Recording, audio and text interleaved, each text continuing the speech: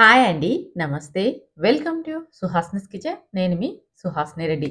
ఈరోజు మన కిచెన్‌లో మిగిలిన ఇడ్లీ పిండితో క్రిస్పీ పునుగుల్ని చేసి చూపించబోతున్నా. చాలా చాలా రుచిగా ఉంటాయి. ఇడ్లీ ఒకరోజు చేశామంటే నెక్స్ట్ డేకి పిండి పులిసిపోతుంది. ఇడ్లీ చేసుకోవడానికి అస్సలు బాగోదు. అలా మిగిలిన పిండితో చాలా టేస్టీగా ఉండే పునుగులను తయారు చేసేసుకోవచ్చు. చాలా చాలా తక్కువ టైంలో. చాలా అంటే చాలా రుచిగా ఉంటాయి.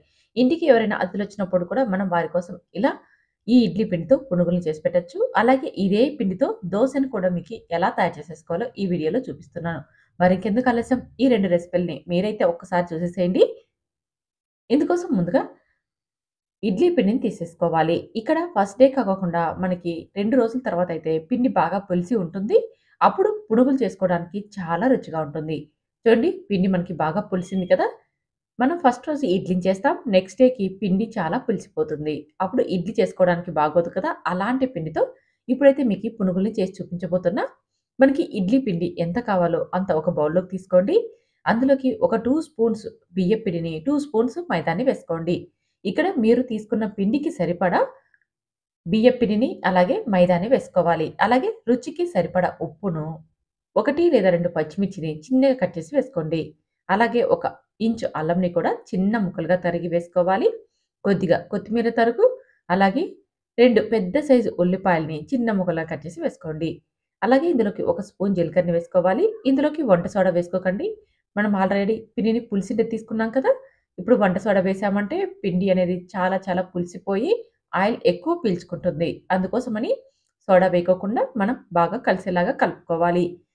మనం ఇడ్లీ పిండిలోకి మైదా కానీ, అలాగే బియ్యపు పిండి కానీ సమానంగా వేసుకోవాలి.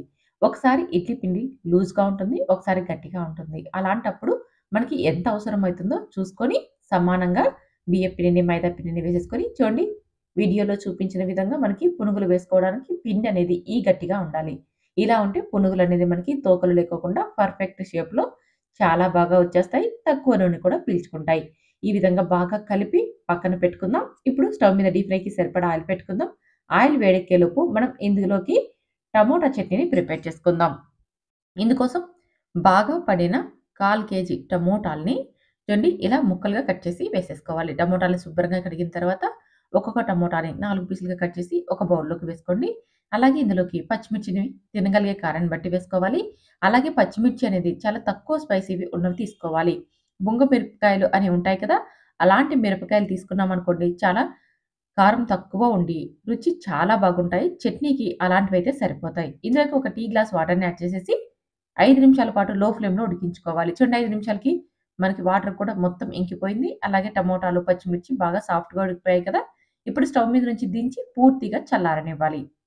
చల్లారిన ఈ పచ్చిమిర్చి, టమోటా ముక్కల్ని మిక్సీ గిన్నెలోకి వేసుకోండి. అలాగే 5, 6 వెల్లుల్లి రెబ్బల్ని, 2 స్పూన్ల పుట్నాల పప్పును, 1 స్పూన్ జీలకర్రని, రుచికి సరిపడా ఉప్పును, కొద్దిగా కొత్తిమీర తరుగును వేసేసుకొని, అవసరమైతే ఒక 2, 3 స్పూన్స్ వాటర్‌ని యాడ్ చేసేసుకొని మెత్తగా గ్రైండ్ చేసుకోవాలి. చూస్తున్నారుగా ఈ విధంగా.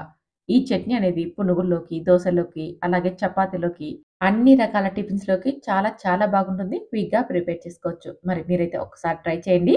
ఈలోపు మనకి స్టవ్ మీద డీప్ ఫ్రైకి సరిపడా ఆయిల్ పెట్టుకున్నాం కదా! ఆయిల్ బాగా వేడెక్కిందో లేదో చెక్ చేసేసుకొని, ఇప్పుడు మంటను లో ఫ్లేమ్‌లోకి టర్న్ చేసేసుకొని, ఆయిల్‌కి సరిపడా పునుగుల్ని వేసుకోవాలి. చూస్తున్నారుగా వీడియోలో చూపించిన విధంగా ఇలా చిట్టి చిట్టి పునుగులన్నిటిని కూడా ఆయిల్‌కి సరిపడా వేసేసుకోవాలి. మంటను మాత్రం లో ఫ్లేమ్‌లోనే ఉండనివ్వాలి. ఇప్పుడు మంటని హై ఫ్లేమ్‌లోకి టర్న్ చేసేసుకొని, వీటన్నిటిని కూడా మరో సైడ్‌కి టర్న్ చేసేసుకోవాలి. ఇప్పుడు మంటని మీడియం ఫ్లేమ్‌లోకి, హై ఫ్లేమ్‌లోకి అడ్జస్ట్ చేసుకుంటూ పునుగుల్ని బాగా ఫ్రై చేసుకోవాలి. మనం పునుగులు వేసినప్పుడు అన్నీ కూడా ఒక చోటుకి చేరి అతుక్కొని ఉంటాయి.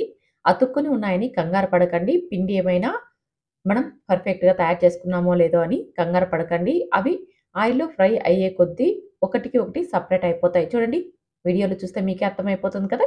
మనం వేసినప్పుడు అన్నీ కూడా ఒక చోటకి చేరి అతుక్కున్నాయి. కానీ మనం ఫ్రై చేస్తూ వాటిని అటు ఇటు టర్న్ చేస్తున్నామంటే అవన్నీ కూడా సెపరేట్ అయిపోతాయి. చాలా చాలా టేస్టీగా ఉంటాయండి ఈ ఇడ్లీ పునుగులు. మనం ఎక్కువగా పునుగుల్ని చేసుకుంటూ ఉంటాం కదా! బియ్యపు పిండితో. అలా కాకుండా ఇలా ఇడ్లీతో తయారు చేసిన పునుగులు ఇంకా టేస్టీగా ఉంటాయి. మనం రవ్వను వేసి ఇడ్లీ పిండిని తయారు చేసుకొని ఉంటాం కాబట్టి, పైన లేయర్ అనేది క్రిస్పీ క్రిస్పీగా, లోపల సాఫ్ట్‌గా చాలా బాగుంటాయి. మార్నింగ్ టైమ్‌లో బ్రేక్‌ఫాస్ట్‌కైనా, ఈవినింగ్ టైమ్‌లో స్నాక్స్‌కైనా చాలా బాగుంటాయి. ఇదే విధంగా మిగిలిన పిండితో అంతా కూడా మనం పునుగులు తయారు చేసేసుకోవడమే. పునుగులు వేసిన వెంటనే మనం మంటని హై ఫ్లేమ్‌లోకి టర్న్ చేసేసుకోవాలి. తర్వాత మీడియం ఫ్లేమ్‌లోకి, హై ఫ్లేమ్‌లోకి అడ్జస్ట్ చేసుకుంటూ చూడండి ఇలా రంగు మారేంత వరకు వీటిని అటు ఇటు టర్న్ చేసుకుంటూ ఫ్రై చేసేసుకోవాలి. ఇవి క్రిస్పీగా అయ్యేంత వరకు ఫ్రై చేసేసి ఆయిల్‌లో నుంచి సెపరేట్‌గా చేసేసుకోవడమే. ఆయిల్ కూడా చాలా తక్కువ పీల్చుకుంటాయి. చాలా క్రిస్పీగా ఉంటాయి. పిల్లలకి, పెద్దలకి అందరికీ నచ్చేలాగా ఉండే ఈ బ్రేక్‌ఫాస్ట్‌ను మీరైతే ఒకసారి ట్రై చేస్తారు కదూ! ఇడ్లీ పిండితో ఇప్పుడు ఇడ్లీలే కాకుండా ఇలా పునుగులు కూడా వేసుకోవచ్చని మీకు తెలుసా?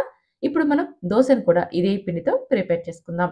మనం ఇందాక పునుగులు వేసుకోవడానికి పిండిని కలుపుకున్నాం కదా! అదే పిండిలోకే మనం దోస వేసుకోవడానికి అనువుగా వాటర్‌ని యాడ్ చేసేసి చూడండి ఈ విధంగా జారుగా కలుపుకోవాలి. చూస్తున్నారుగా పిండిని ఈ జారుగా కలిపేసేసి ఇప్పుడు స్టవ్ మీద దోస పెనం పెట్టుకొని దోస పెనం వేడెక్కిన తర్వాత ఒక గరిటె లేదా 2 గరిటెల పిండిని తీసేసుకొని ఎంత వీలైతే అంత పలుచగా దోసను స్ప్రెడ్ చేసేసుకోవాలి. ఈ విధంగా దోసను పల్చగా స్ప్రెడ్ చేసేసుకొని మంటని మీడియం ఫ్లేమ్‌లోనే ఉండనిచ్చి దోసను రంగు మారేంత వరకు ఫ్రై చేసేసుకోవాలి. దోస కాస్త రంగు మారిన తర్వాత కొద్దిగా ఆయిల్‌నైతే అప్లై చేసేసుకొని దోసను ఒక 5 నిమిషాల పాటు లో ఫ్లేమ్‌లో ఫ్రై అవ్వనివ్వాలి. తర్వాత మరో సైడ్‌కి టర్న్ చేసేసుకోవాలి. చాలా స్పాంజీగా, చాలా టేస్టీగా ఉంటాయండి. ఇలా మరో సైడ్‌కి టర్న్ చేసుకున్నాం కదా! మరొక సైడ్ కూడా మరొక 5 నిమిషాలు ఫ్రై చేసేసి తీసుకోవడమే. చూసారా ఎంత బాగా వచ్చేసాయో? చాలా చాలా టేస్టీగా, చాలా మనకి పలుచగా కూడా ఈ దోసలను తయారు చేసేసుకోవచ్చు. ఇడ్లీ రవ్వతో కేవలం ఇడ్లీలే కాదు, పునుగుల్ని అలాగే దోసని కూడా ప్రిపేర్ చేసుకోవచ్చండి. మనం మార్నింగ్ టైమ్‌లో ఇడ్లీలు ప్రిపేర్ చేసుకున్నామనుకోండి, ఈవినింగ్ టైమ్‌లో అదే పిండితో పిల్లల కోసం ఇలా పునుగుల్ని స్నాక్స్‌గా చేసేయవచ్చు. మరింకెందుకు ఆలస్యం?